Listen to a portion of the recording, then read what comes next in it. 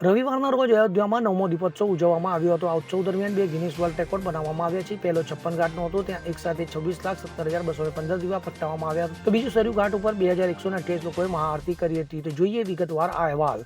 ભગવાન શ્રી રામની જન્મભૂમિ અયોધ્યામાં છોટી દિવાળીના દિવસે એટલે કે રવિવારે દીપોત્સવ યોજાયો હતો. તો લાખા દીવાઓ જગમગી ઉઠ્યા હતા. અયોધ્યામાં સરયુ નદીના કિનારે લગભગ 26 લાખ કરતાં વધારે દીવાઓ પ્રગટાવવામાં આવી હોવાનું જાણવા મળ્યું છે. આ સિદ્ધિ ગિનિસ બુક ઓફ વર્લ્ડ રેકોર્ડમાં નોંધાઈ હતી. ગિનિસ વર્લ્ડ રેકોર્ડ ટીમે ઉત્તર પ્રદેશના મુખ્યમંત્રી યોગી આદિત્યનાથને વર્લ્ડ રેકોર્ડ માટે પ્રમાણપત્રો સુપરત કર્યા હતા. ઉત્તર પ્રદેશ સરકારના પ્રવાસન વિભાગ અને જિલ્લા વહીવટીતંત્ર દ્વારા આયોજિત દીપોત્સવ દરમિયાન એક સાથે 26,70,215 માટીના દીવા પ્રગટાવવાનો પહેલો રેકોર્ડ સ્થાપિત થયો હતો. તો બીજો રેકોર્ડ 2,128 પૂજારીઓ એક સાથે માતા સરયુની મહાઆરતી કરી હતી. આ બંને કાર્યક્રમોમાં લોકોનો ભક્તિભાવ અને ઉમળકો નજરે ચડે તેવા હતા.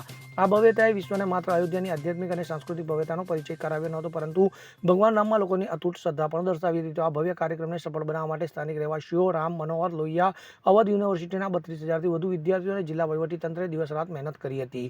દીવા ગોઠવવાથી લઈને તેમના પ્રકાશને જાળવી રાખવા સુધી દરેક પગલા પર સામૂહિક પ્રયાસની શક્તિ સ્પષ્ટ દેખાતી હતી. તો રામાયણ થીમ પર આધારિત લેઝર અને લાઇટ શોએ લોકોને ખૂબ જ આનંદિત કરી દીધા હતા. ડ્રોનનો ઉપયોગ કરીને દીવાઓની ગણતરી કરવામાં આવી હતી. તો રામકી પેંડી ખાતે 1100 ડ્રોનનો ઉપયોગ કરીને ખાસ લેઝર લાઇટ શો કરવામાં આવ્યો હતો.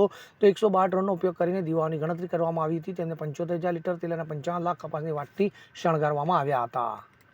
Bureau report, CN24 news. હવે જુઓ દેશ દુનિયાની તમામ ખબરો તમારી આંગળીના ટેરવે. ઉઠાવો મોબાઈલ અને Google Play Store પરથી ડાઉનલોડ કરો અમારી CN24 ન્યૂઝ મોબાઈલ એપ.